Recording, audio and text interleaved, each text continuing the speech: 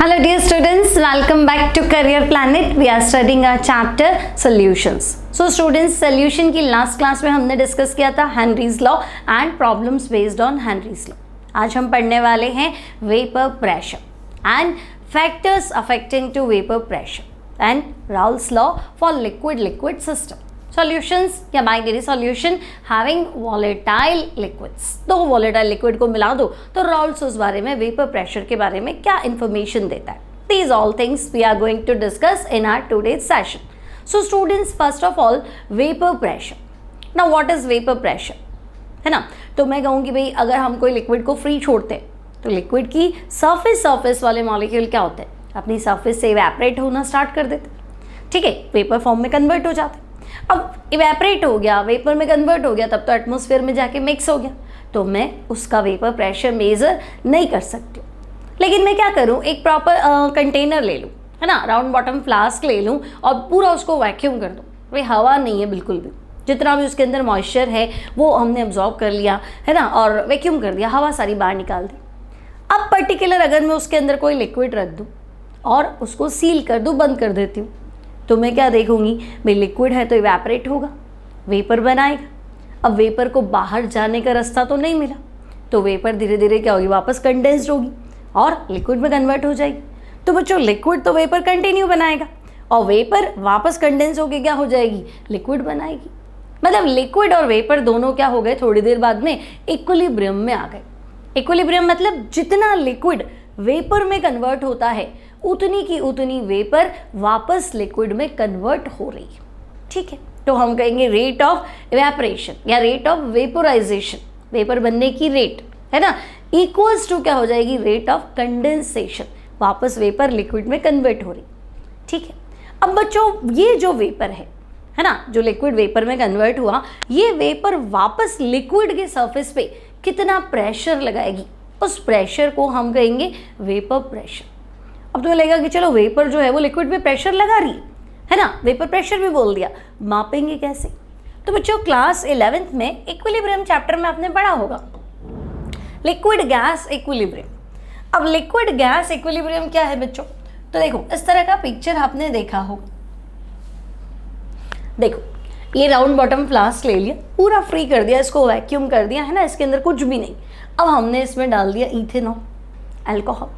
तो भैया अल्कोहल क्या करेगा, कोई भी लिक्विड है वोलेटाइल होता है, वेपर तो बनाएगा, तो हम कहेंगे ये अल्कोहल क्या करेगा, वेपर बनाएगा. बनने दो वेपर. साइड में हमने कनेक्ट कर दिया है मैनोमीटर.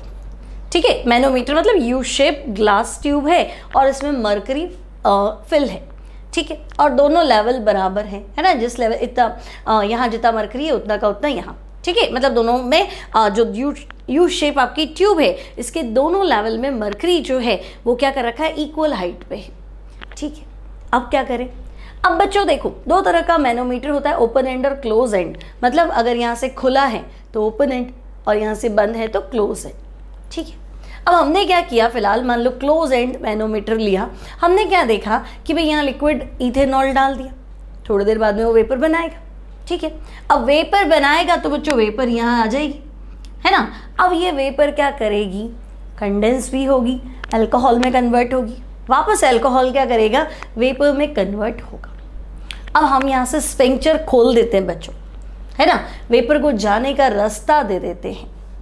ठीक है, तो स्फिंक्टर खोल दो और इसको जाने का रास्ता दो. तो बच्चों अगर इसको जाने का रास्ता दोगे तो ये क्या करेगा, मरकरी क्या जो ये लेवल है ना, ये जो लिम्ब है, इस पे प्रेशर लगाएगा. अब अगर इस पे प्रेशर लगाएगा तो एक्चुअली होगा क्या, तो हम कहेंगे भाई इस पे जैसे जैसे प्रेशर लगाएगा ना तो ये लेवल डाउन होता जाएगा. तो मरकरी में ये लेवल डाउन हो गया और ये लेवल क्या हो गया, अप हो गया. ठीक है, लगातार करने दो भाई, कितनी देर तक है ना ये प्रेशर लगाता है, कब तक हाइट बढ़ती है, तो एक प्रॉपर टाइम पे क्या हो जाएगा, ये हाइट कांस्टेंट हो जाएगी. इसको जितना नीचे जाना है उतना नीचे चला जाएगा और ये कांस्टेंट हो जाएगा. मतलब कि अब दोनों इक्विलिब्रियम में जितना वेपर बन रहा है उतना आपका क्या हो रहा है, कंडेंस भी हो रहा है. ठीक है, और ये प्रेशर जो है ये कांस्टेंट हो गया, ये हाइट का जो डिफरेंस है ये कांस्टेंट हो गया. अब तो बच्चों P gas equals to equilibrium. तो इक्विलिब्रियम की सिचुएशन में ये जो हाइट का डिफरेंस है, तो आपने प्रेशर का फॉर्मूला पढ़ रखा होगा, pressure equals to HdG. H मतलब जो आपकी हाइट का डिफरेंस आया, D डेंसिटी ऑफ मर्करी 13.6 ग्राम पर ml के राउंड होती है, और G ग्रेविटेशनल एक्सेलरेशन है ना। इन तीनों को मल्टीप्लाई करोगे तो प्रेशर आ जाएगा। और वही प्रेशर क्या है, वेपर प्रेशर। तो कोई पूछ ले कि भाई वेपर प्रेशर, ठीक है, वेपर लिक्विड वेपर में कन्वर्ट हुआ, वेपर ने प्रेशर लगाया, दैट इज वेपर प्रेशर। मापोगे कैसे, तो तुम कहोगे हम मैनोमीटर की हेल्प से वेपर प्रेशर को क्या करेंगे, मेजर कर लेंगे। क्लियर। राउंड बॉटम फ्लास्क ले लिया, उसमें हमने हमारा वॉलेटाइल लिक्विड फिल कर दिया, है ना। वेपर बनाएगा, धीरे धीरे वेपर बनने दो, इक्विलिब्रियम में आने दो, जितना लिक्विड उतना वेपर, ठीक है। एक बार इक्विलिब्रियम में आ गया तो बच्चों वो जो प्रेशर है ना, यहाँ से स्फिंक्टर खोल के इसको जाने दो और ये डिफरेंस आने दो, ठीक है। तो आप देखोगे प्रॉपर टाइम में ये डिफरेंस कांस्टेंट हो चुका है। उस टाइम में जो प्रेशर मेजर किया है दैट इज वेपर प्रेशर, ठीक है। तो ये वेपर प्रेशर हो गया। अब डेफिनेशन क्या बनाएंगे, मेजर करना तो आपको आ गया बच्चों। डेफिनेशन क्या होगी भाई वेपर प्रेशर की, तो हम कहेंगे वेपर प्रेशर क्या होता है, तो हम कहेंगे लिक्विड ले लो, लिक्विड किस में कन्वर्ट होगा, तो हम कहेंगे वेपर।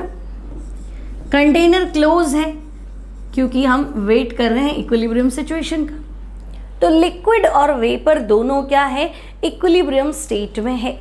तो बच्चों वेपर लिक्विड की सरफेस पे कितना प्रेशर लगाएगी, उस प्रेशर को हम क्या कह देंगे, वेपर प्रेशर, ठीक है। तो डेफिनेशन क्या बनेगा बच्चों, तो आपको लिखना है when liquid and vapour, when liquid and vapour both are in equilibrium, liquid and vapour both are in equilibrium,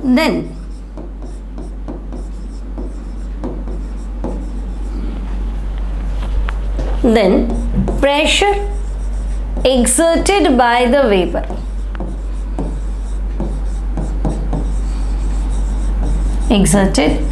vapor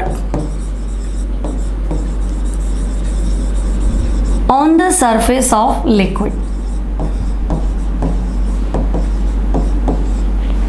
pressure exerted by the vapor on the surface of liquid is called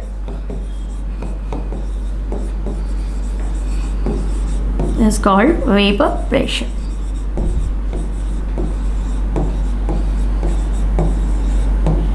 okay, तो बच्चों ये हो गया हमारा vapour pressure का definition कि vapour pressure होता क्या है और मेजर कैसे करते हैं।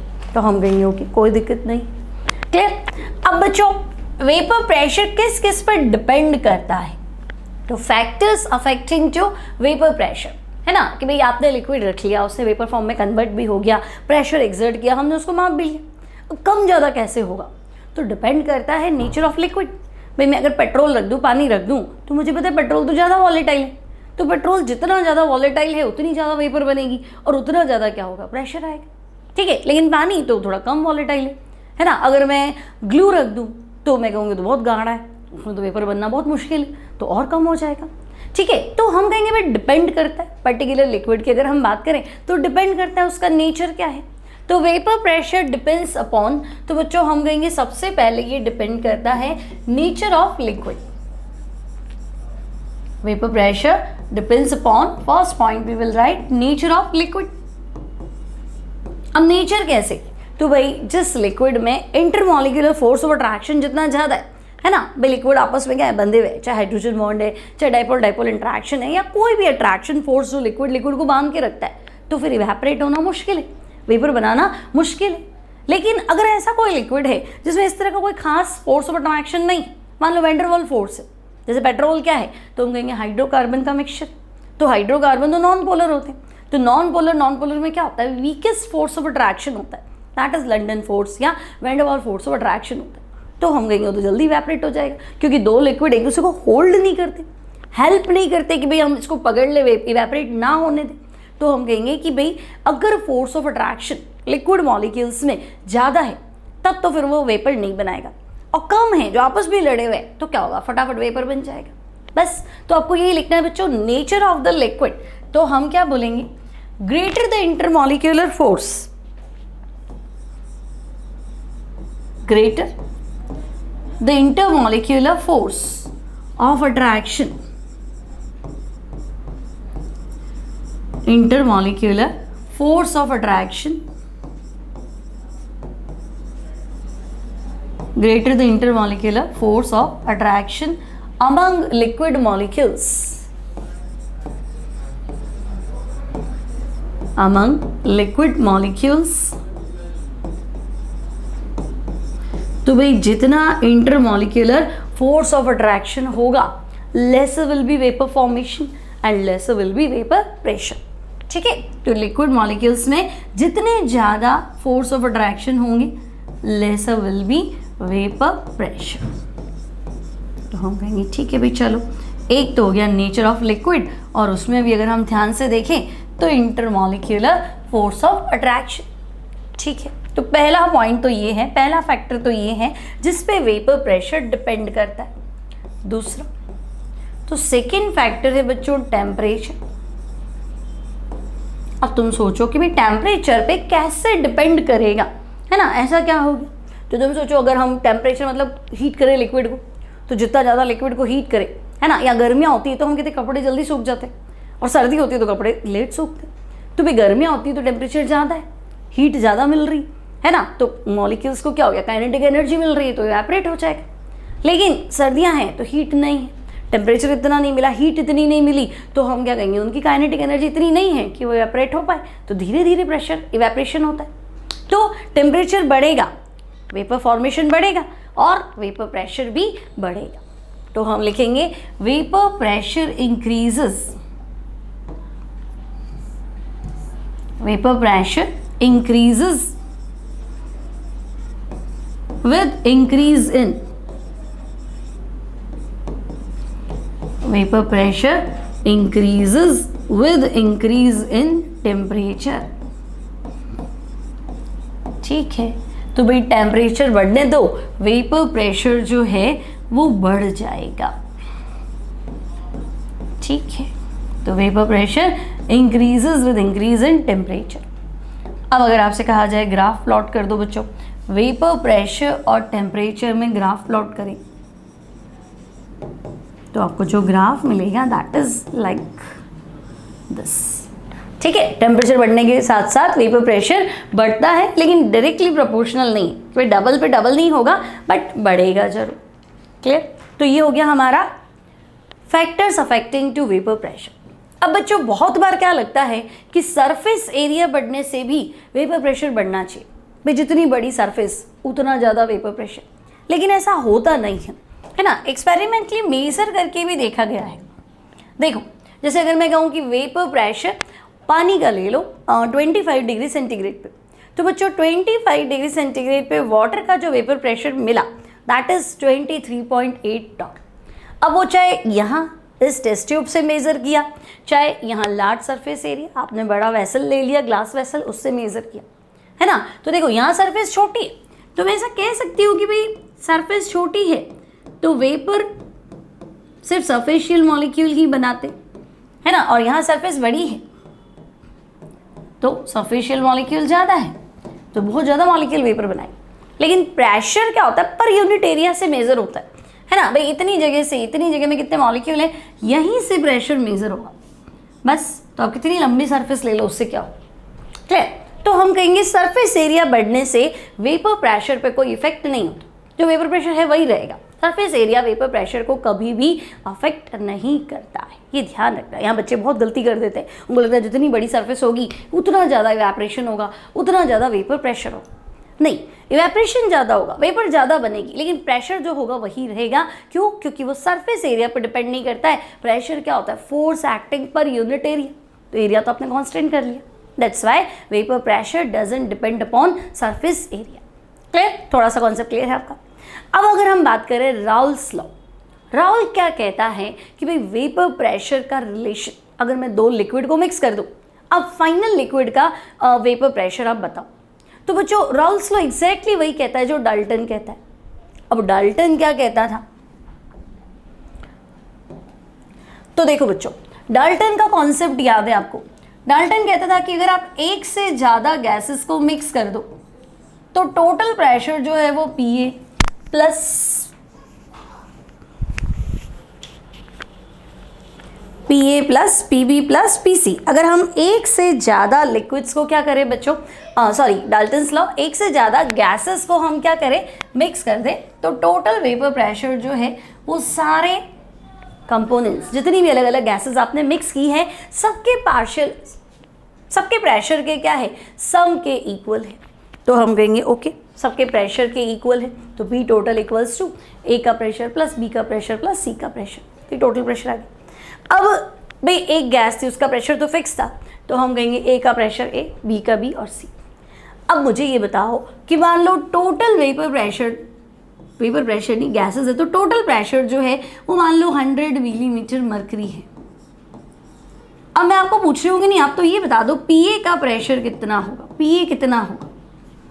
तो हम कहेंगे पहले तो PA प्रेशर जो था वो फिक्स था, अब मिक्सचर में है ना A का प्रेशर कितना होगा, तो हम कहेंगे ठीक है भाई, मिक्सचर में A का प्रेशर कितना होगा, तो हम कहेंगे total pressure multiplied with A के मोल फ्रैक्शन, यानी A के मोल अपॉन टोटल मोल। मतलब समझे, ले दे के प्रेशर जो है वो मोल फ्रैक्शन के क्या होगा, डायरेक्टली प्रोपोर्शनल, ठीक है। और ये 100 क्या है, तो हम कहेंगे P टोटल। तो बच्चों अगर सिर्फ डाल्टन्स लॉ को स्टडी करो, रॉल्स लॉ तो हम बाद की बात करेंगे, है ना, अगर आपका डाल्टन्स लॉ क्लियर है तो रॉल्स अपने आप समझ में आ जाएगा।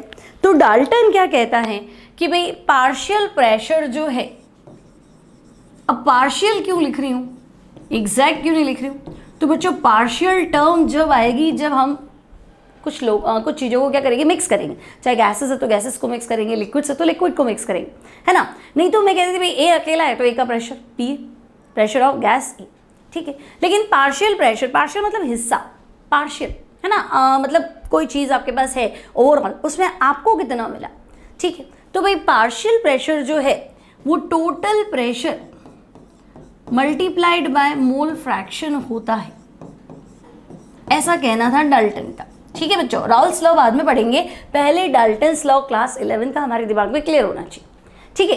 तो भाई आपको एक पूरे मिक्सचर का प्रेशर दे रखा है और मैं आपको इसमें 3 चीज़ें हैं, है ना, पर्टिकुलर एक का प्रेशर बता दो, तो आपको भी ठीक है टोटल प्रेशर हमें दे दो, मल्टीप्लाई कर दूंगा उसके मोल फ्रैक्शन से। भाई पर्टिकुलर कंपोनेंट जितना ज़्यादा डाला है उसका प्रेशर उतना ज़्यादा, जैसे मान लो कि भाई एयर का प्रेशर जो है वो 1 ATM है ना, और एयर में नाइट्रोजन जो है बच्चों लगभग 80% होती, तो हम कहेंगे हवा का प्रेशर जो आप 1 ATM कह रहे हो उसमें से 0.8 ATM प्रेशर तो नाइट्रोजन की तरफ से ही, और बाकी 20% अगर मैं ऑक्सीजन मान लूँ तो रिमेनिंग प्रेशर ऑक्सीजन की तरफ से, तो P टोटल वापस 1 आ जाएगा। और पार्शियल मतलब पूरी हवा में ऑक्सीजन का प्रेशर बताओ, नाइट्रोजन का प्रेशर बताओ, तो हम बता सकते हैं। तो ले दे के देखो पार्शियल प्रेशर का रिलेशन किससे है, मोल फ्रैक्शन से, ठीक है। अब इसी बात को बच्चों रॉल्स ने भी काम में लिया है ना। रॉल्स लॉ क्या कहता है कि आप क्या करो, 2 लिक्विड ले लो बच्चों, एक ले लो लिक्विड A, दूसरा ले लो लिक्विड B, ठीक है, और आप इनको मिक्स करना स्टार्ट करो।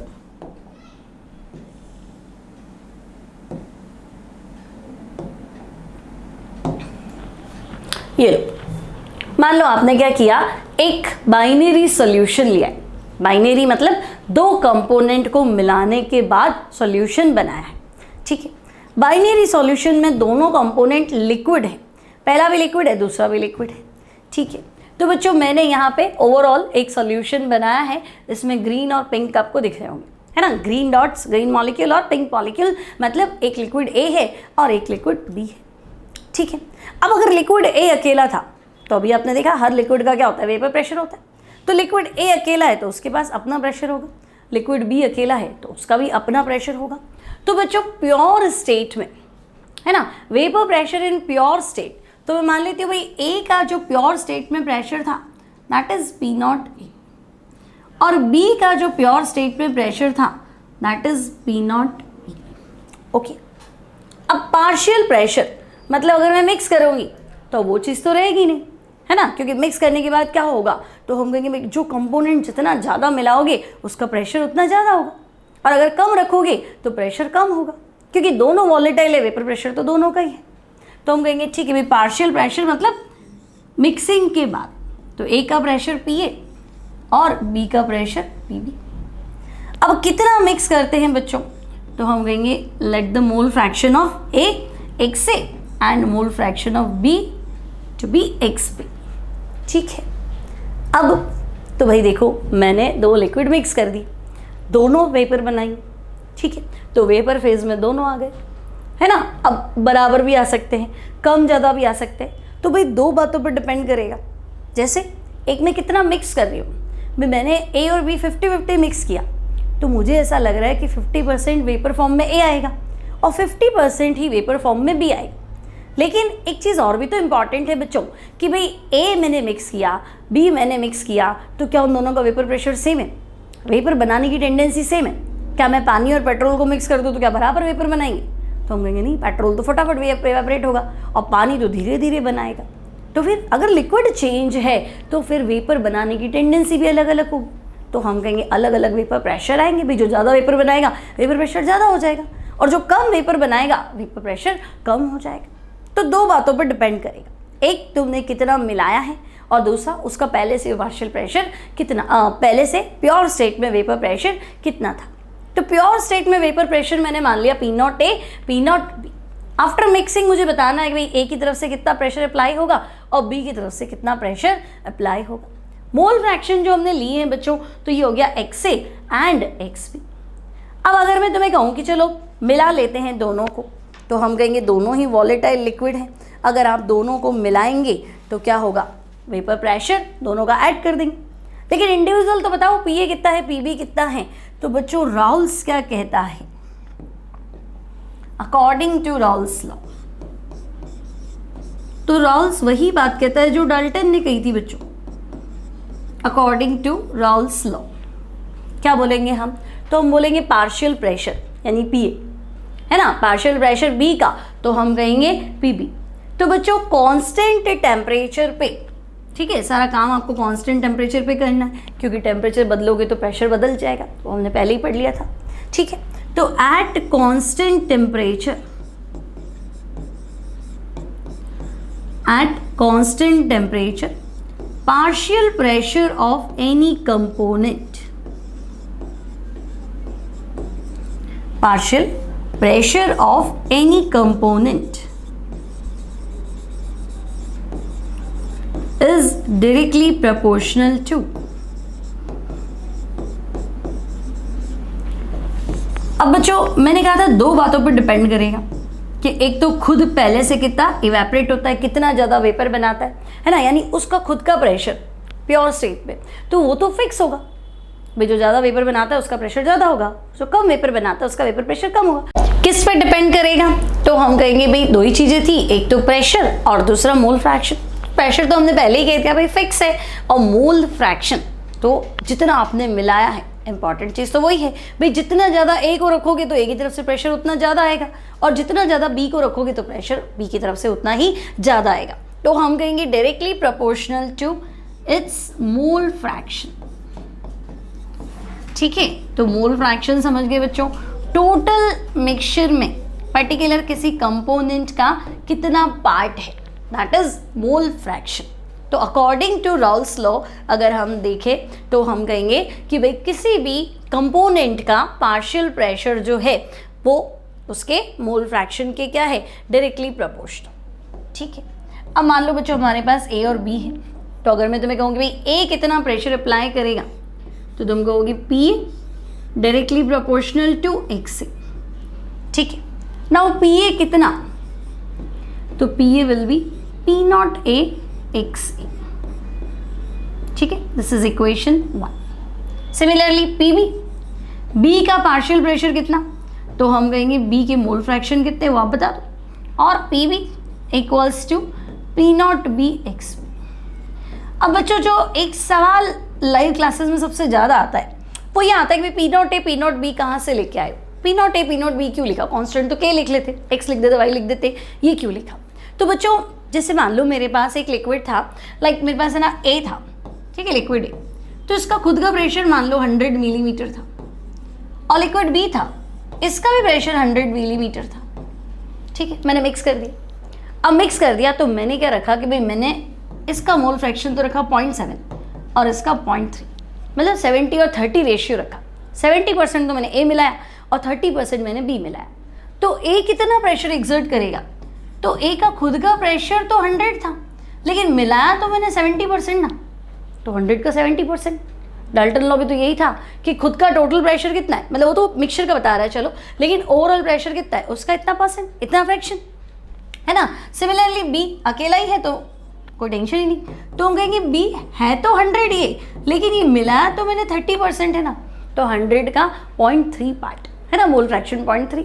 तो ए की तरफ से अप्लाइड प्रेशर 70 और बी की तरफ से अप्लाइड प्रेशर कितना है 30 है, और ओवरऑल मिक्सचर का प्रेशर जो है वो 70 + 30 ऐड कर दो 100, समझे। तो भाई मैं प्रेशर बताना चाह रही हूँ, तो प्रेशर कोई तो उसके परसेंटेज से मल्टीप्लाई करूंगी, मैं नया कांस्टेंट क्यों लाऊं, समझे। मैं यहाँ बता रही हूँ ए का प्रेशर, पार्शियल प्रेशर ऑफ ए, मतलब जब मैं मिक्स करूंगी सॉल्यूशन बनेगा तो ए का हिस्सा कितना आएगा, तो मैं कहूँगी ए का जो खुद का प्रेशर था इनिशियली वो कितना भी हो, वो तो है जो है ही सही, लेकिन मैंने मिलाया कितना, मैंने मोल फ्रैक्शन कितना रखा है उससे मल्टीप्लाई कर लो। तो बच्चों जब मैं प्रेशर फाइंड करना चाह रही हूँ तो प्रेशर का ही तो हिस्सा निकालूंगी, बी पीबी यानी बी का प्रेशर फाइंड करना चाह रही हूँ तो ओरिजिनल प्योर स्टेट में उसका pressure multiplied by mole fraction. तो ये चीज़ आपको थोड़ी ध्यान रखनी है ना, कि नया कांस्टेंट नहीं आना चाहिए, सिंपल ये। अब बच्चों इनको मिक्स कर दो, भाई ए और बी को मिक्स करो, तब भी डाल्टन्स लॉ पढ़ा था कि अगर हम दो लिक्विड्स को मिक्स करते हैं तो टोटल प्रेशर उनके पार्शियल प्रेशर के इक्वल है, ठीक है। तो बच्चों on mixing liquid A and B,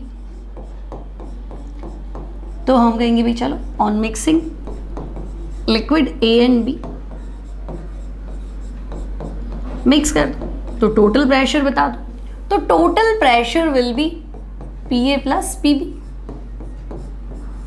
ठीक है। नाउ पी टोटल, तो बच्चों P A plus P B, और पी ए कितना है तो हम कहेंगे P not A x A, और पी बी कितना है तो पी नॉट बी एक्स, सही ना।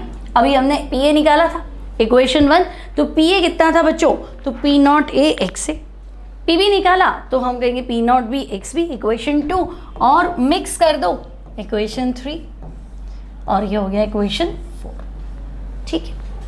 अब बच्चों जैसे परसेंटेज 100 होता है, सिमिलरली फ्रैक्शन भी तो एक होता है, तो बच्चों हम मान सकते हैं कि भाई X A plus X B equals to कितना है 1, है ना भाई।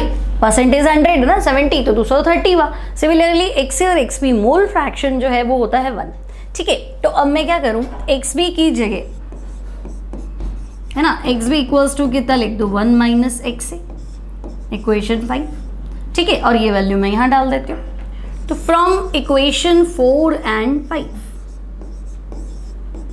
इक्वेशन 4 एंड 5, तो स्टूडेंट्स पी टोटल कितना आए, तो हम कहेंगे P total will be P not A x A plus P not B, और एक्स बी के प्लेस पे हम क्या रख देंगे बच्चों 1 minus x A, this will be our equation 6, ठीक है। तो यहाँ तक कोई दिक्कत नहीं बच्चों, है ना। ए का प्रेशर बताओ तो हम कहेंगे P A proportional to x A, B का प्रेशर बताओ तो P B proportional to X B, proportionality sign remove करेंगे तो पी नॉट ए और पी बी वाले में पी नॉट बी लग जाएगा, ठीक है। टोटल प्रेशर इनको ऐड कर दो, और P A P not A x A, P B P not B x B, और ये हो गया हमारा मोल फ्रैक्शन जो है वो टोटल मिला के होता है 1। तो किसी एक को मान लो वो क्वेश्चन में एक्स बी दिया है, एक्स ए नहीं दिया हुआ है, तो एक्स ए की जगह 1 माइनस एक्स बी लिख देना, या एक्स बी नहीं है तो 1 माइनस एक्स ए लिख देना, क्लियर। तो ये तो हुआ हमारा Raoul's law for liquid liquid solution. अब प्रॉब्लम क्या है कि आपने लिक्विड ए कितना लिया था, लिक्विड बी कितना लिया था, ये आपका क्लियर था कि भाई मैं ए इतना ले रहा हूँ, लिक्विड बी इतना ले रहा हूँ, लेकिन वेपर बन जाने के बाद है ना, ओवरऑल जब हम वेपर प्रेशर मेजर कर रहे हैं, इक्विलिब्रियम सिचुएशन आ गई, तो वेपर बन जाने के बाद ए कितना है और बी कितना है वो डिपेंड करेगा कि ज़्यादा वॉलेटाइल कौन है। भाई मैंने दोनों को 50-50 ले लिया, अब दोनों वेपर में कन्वर्ट हो गए, तो जरूर थोड़ी ना दोनों 50-50 हो। भाई जिसकी वेपर ज़्यादा बनेगी वो ज़्यादा होगा, और जिसकी वेपर कम बनेगी वो कम होगा। जैसे मान लो मैंने पेट्रोल ले लिया, वाटर ले लिया, मिक्स कर देती हूँ, ठीक है। अब प्रॉब्लम क्या है, हालांकि देखो पेट्रोल और वाटर मिक्स कर नहीं सकते, है ना, क्यों, क्योंकि ये नॉन आइडियल सॉल्यूशन बन जाएगा। राउल्स लॉ तभी काम करेगा जब आइडियल सॉल्यूशन बनेगा, ठीक है, तो फिलहाल चलो पेट्रोल और वाटर का एग्जाम्पल ना लेके मैं तुम्हें कह रही भाई मैंने मीथेनॉल ले लिया और मैंने इथेनॉल ले लिया।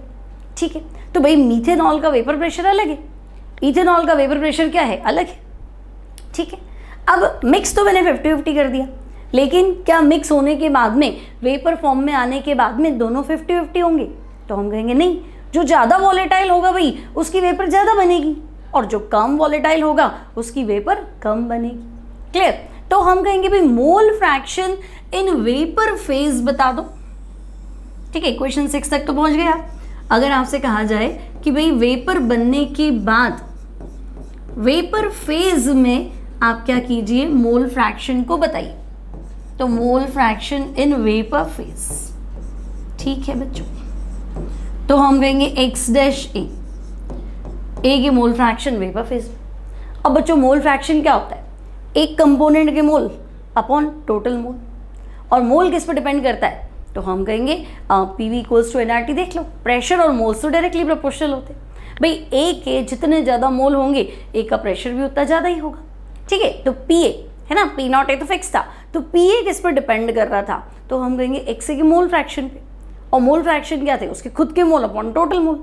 तो ओवरऑल मैं कह दूं कि भाई मोल फ्रैक्शन होता है एक कंपोनेंट के मोल अपॉन सबके मोल, लेकिन मेरे पास नहीं है वेपर फेज में मोल, तो फिर होगी कोई बात नहीं, ए का प्रेशर बता दो, आपने PA कितना निकाला है वो बता दो, PB कितना निकाला है वो बता दो। तो बच्चों ये हो जाएगा PA upon PA plus PB।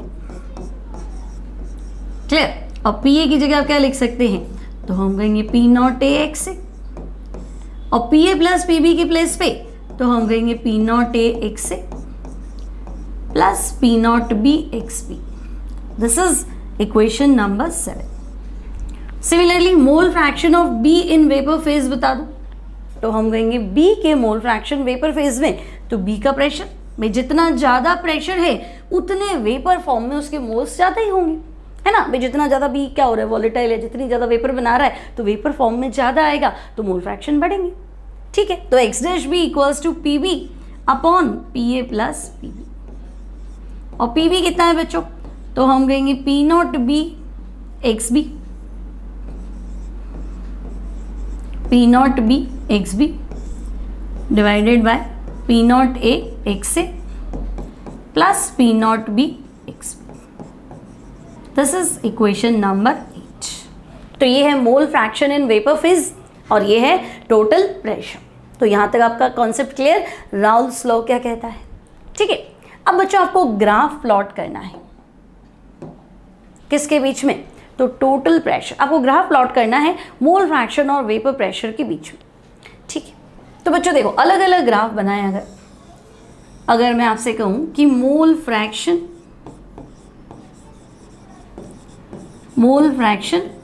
और वेपर प्रेशर के बीच में ग्राफ प्लॉट कर लो। ठीक है, मान लो लिक्विड A की बात करती हूँ। ठीक है, तो भाई लिक्विड A की मोल फ्रैक्शन यहाँ 0 है और आगे जाते जाते क्या हो गए 1, तो तुम कहोगे भाई A का प्रेशर XA के डायरेक्टली प्रोपोर्शनल था, तो जब मोल फ्रैक्शन ही 0 थे तो प्रेशर 0 होगा। जैसे जैसे मोल फ्रैक्शन बढ़ेंगे, एक मतलब हाईएस्ट, तो प्रेशर हाईएस्ट हो जाएगा।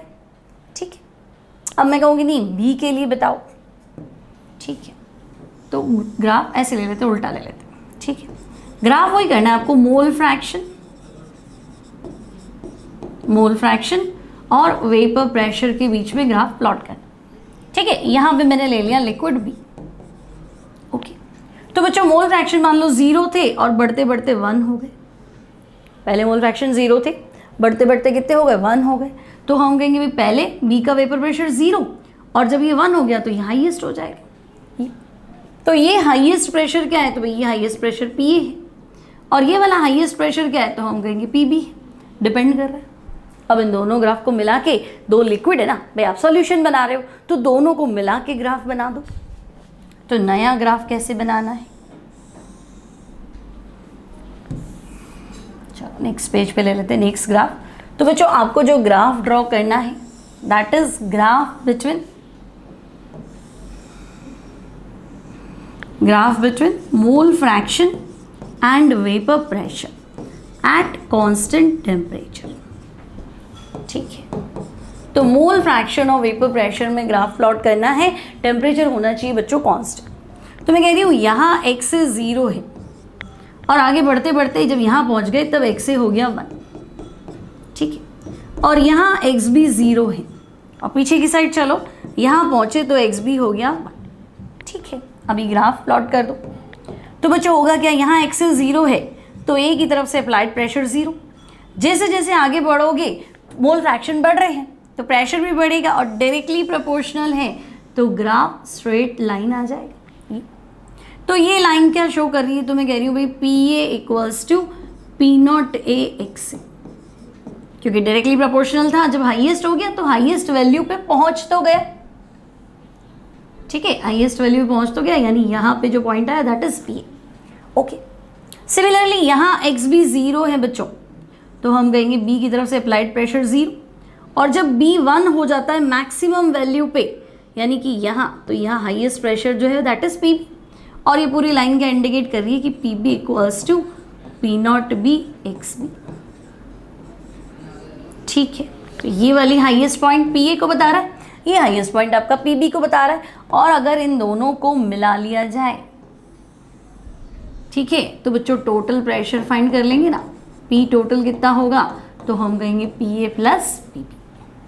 समझ में आ गया, कोई डाउट नहीं है यहाँ तक, ठीक है। बिल्कुल सिंपल सा कॉन्सेप्ट है भाई। अगर आप राउल्स लॉ को स्टडी करो तो राउल्स लॉ कहते हैं भाई लिक्विड A का प्रेशर कितना होना चाहिए, तो हम कहेंगे जितने उसके मोल फ्रैक्शन है, यानी PA equals to P0A XA, ठीक है।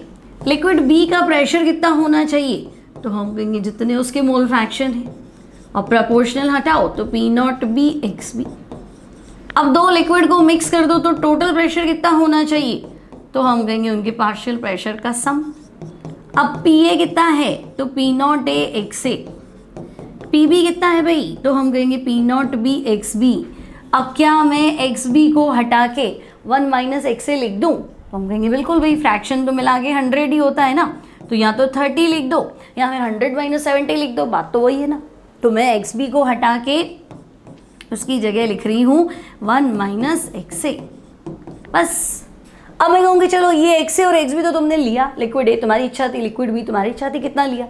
वेपर बनने के बाद बताओ, वेपर बनने के बाद A के फ्रैक्शन, मोल फ्रैक्शन कितने होंगे, तो हम कहेंगे जितना A का प्रेशर अपॉन टोटल प्रेशर, ठीक है। टोटल प्रेशर में A का जितना प्रेशर है उतना का उतना टोटल मोल में A के उतने मोल होंगे, मतलब मोल फ्रैक्शन, कुल में आपका हिस्सा, ठीक है। सिमिलरली B के मोल फ्रैक्शन बताओ, तो हम कहेंगे टोटल प्रेशर में B का हिस्सा कितना है, तो PB divided by P total, उतना का उतना उसका मोल फ्रैक्शन होगा। तो आई होप सिंपल है बच्चों, Raoult's law for binary solution having two volatile liquid. तो लिक्विड को मिलाने के बाद में क्या एक्सप्रेशन आता है, ठीक है, यहाँ तक कोई डाउट नहीं। अब बच्चों एक क्वेश्चन कर लेते हैं इस पे बेस्ड, कंपटीशन में आ चुका है बच्चों, आई थिंक AIEEE में पूछा हुआ है क्वेश्चन आपका। तो क्वेश्चन है 1 mole of heptane, vapour pressure 92 millimetre mercury, was mixed with 4 moles of octane, vapor pressure 31 millimeter of mercury. The vapor pressure of resulting ideal solution is, तो भाई आपके पास बच्चों दो लिक्विड हैं, एक तो है हेप्टेन, ठीक है, और एक है ऑक्टेन। ओके, अब बच्चों हेप्टेन ऑक्टेन की जगह मैं इसको ले लेती हूँ भाई, ये लिक्विड A है और ये लिक्विड B है, इजी हो जाएगा थोड़ा, ठीक है। अब A का वेपर प्रेशर कितना है, तो P0A, तो हम कह देंगे 92 मिलीमीटर मर्करी। B का प्रेशर कितना है, P0B, तो हम कह देंगे 31 मिलीमीटर मर्करी। अब A के मोल्स कितने हैं भाई, तो बच्चों A के मोल कितने लिए थे, 1 मोल हेप्टेन यानी 1 मोल। B के मोल कितने हैं, तो हम कहेंगे 4 मोल्स ऑफ ऑक्टेन यानी कि 4 मोल, ठीक है। अब क्या करना है, तो भाई आपको रिजल्टिंग सॉल्यूशन का वेपर प्रेशर बताना है, तो मोल फ्रैक्शन निकाल दो x से, तो x से क्या होगा, तो हम कहेंगे मोल फ्रैक्शन एक कंपोनेंट के मोल अपॉन टोटल मोल, तो इसके मोल तो है 1, टोटल कितना है भाई 1 + 4, यानी 1/5 यानी कि 0.2।